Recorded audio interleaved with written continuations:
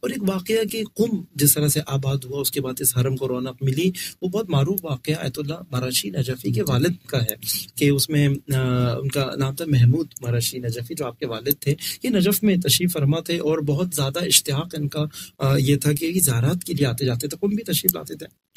یہ، لیکن ان کا اشتیاق یہ تھا کہ بہت زیادہ چاہتے تھے کہ مجھے بی بی فاطمہ سلام اللہ علیہا کی زیارت نصیب ہو اور ان کی قبر کا پتہ چلے، اور البتہ ان کی سوانح حیات کے اندر یہ بھی آیا کہ وہ باقاعدہ اعمال انجام دیتے تھے۔ کچھ ان کے 40 روز کے ایام ایسے ہوتے تھے کہ جس میں وہ چاہتے تھے کہ مجھے اس قبر کا پتہ چلے کہ میں بی بی کی زیارت سے محروم رہ گیا۔ تو کہتے ہیں کہ خود ایک دفعہ انہوں نے یہ اعمال انجام دیے اور 40 دن بعد امام صادق علیہ السلام خواب میں آتے ہیں، اور آیت اللہ ان کی بات ہو رہی ہے ان کے والد کی، محمود مراشی نجفی کی، اور ان سے آ کے کہتے ہیں، کیا کہتے ہیں کہ جب تم سے کیا پوچھنا چاہتے ہو، تمہارے دل میں کیا بات ہے جو ہم سے اس قدر تم نے رابطے کے لیے کوشش کی، تو اس میں آغا فوراً یہی سوال امام کی بارگاہ میں کرتے ہیں، میں فاطمہ کی قبر مبارک کا اگر پتہ چل جائے تو وہ فرماتے کہ یہ خدا کے رازوں میں سے ایک راز ہے، کہ وہ جو کہ برکت نہ ان سے فیوز و برکات حاصل کرنا چاہتے تھے، لیکن وہاں امام ششم نے یہ فرمایا کہ وہ تمام برکات، وہ تمام جو فیض و فیوز کے برکات بی بی فاطمہ کی قبر پر ہیں، اگر آپ حاصل کرنا چاہتے ہیں تو کہا کہ علیک بقم، کہ آپ کو میں چاہتا ہوں کہ آپ قم کی طرف جائیے، آپ قم کی طرف توجہ کیجیے۔ اور اس میں ان کو پتہ چلتا ہے کہ یہ بات ہو رہی ہے بی بی فاطمہ معصومہ سلام اللہ علیہا کی، اور یہاں سے آیت اللہ محمود مراشی نجفی آپ متوجہ ہوتے ہیں، اور تقریباً ان کی سوانح حیات میں آیا کہ تقریباً سال میں 2 مرتبہ قوم آتے تھے اور بی بی کی زیارت کرتے تھے، اور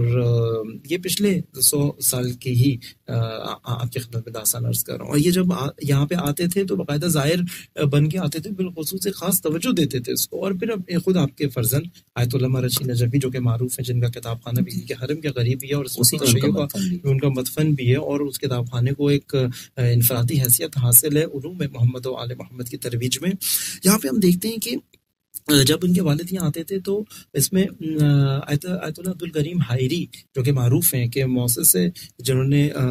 سمجھے بنیاد رکھی ہے حوزہ علمیہ قم کی، تو یہ آیت اللہ محمود مراشی نجفی سے بہت انسپائر ہوتے ہیں، کیونکہ قم نجف کے اندر ایک بہت مستحکم، ایک بہت محکم استاد کی حیثیت ان کو حاصل تھی، جو کہ قم آتے تھے چلے جاتے تھے۔ یہ آیت اللہ عبدالکریم حائری نے آیت اللہ محمود مراشی نجفی کو یہاں پہ روکا، جب یہ محمود مراشی نجفی کو یہاں پہ روکا کہ آپ کے لیے قم میں آپ کی ضرورت ہے، آپ کی برکات یہاں پہ قم میں ہوتی تھی، تو جب یہ یہاں پہ باقاعدہ یہ ارادہ کرتے ہیں، یہ ارادہ کرنے کے بعد پھر یہاں قم شفٹ ہو جاتے ہیں، اور پھر قم کے اندر پھر آپ کے فرزند ارجمن آیت اللہ مراشی نجفی بھی یہاں پہ زندگی گزارتے ہیں آپ کے بعد، اور یہ معروف ہے ان کے لیے کہ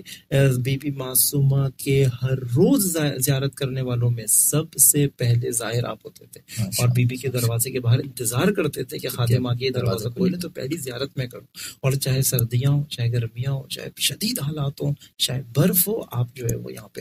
تشریف لاتے تھے، اور یہ منظر سب نے دیکھا اس کے اندر۔ آیت اللہ مراشی نجفی جو کہ دامن وقت میں گنجائش نہیں ہے کہ خاص وصیتیں بھی زیارت کے بارے میں کر کے جاتے ہیں بعد میں، اور ہم دیکھتے ہیں کہ اس چیز نے، اس خواب نے، اس کی تعبیر نے، پھر اس نے دیکھا کہ علماء کی توجہ ہوئی اور سب نے جانا بی بی کی عظمت کو کہ کس طریقے سے پھر یہ حرم کے آباد ہونا شروع ہوا کہ بی بی کے حرم کو یہاں سے رونق ملتی ہے، خاص طور سے انقلاب اسلامی کے بعد سے تو بہت زیادہ بالکل بھی انقلاب اسلامی کے بعد جب یہ روایات اور یہ واقعات اور یہ ساری چیزیں تو موجود تھیں، لیکن بات ہے کہ اختیار میں نہیں تھا اس کو رونق کو دینا۔ امام خمینی رضوان اللہ تعالیٰ علیہ نے جس طریقے سے مدافعت اہل بیت کا فریضہ انجام دیا، اس کے اندر یہ اس طرح کے یہ کام بھی انجام پائے کہ جو اہمیت قابل اس کا حق تو کوئی ادا نہیں کر سکتا، لیکن جتنی توانائی، جتنی طاقت ایک اسلامی حکومت میں تھی، اس نے اس رونق کو اپنے تئیں انجام دیا۔ ماشاءاللہ، بہت خوب، بہت اچھا جواب دیا۔ ناظرین کرام، آپ دیکھ رہے ہیں کہ قبلہ محترم مولانا حیدر علی جعفری صاحب جو ہے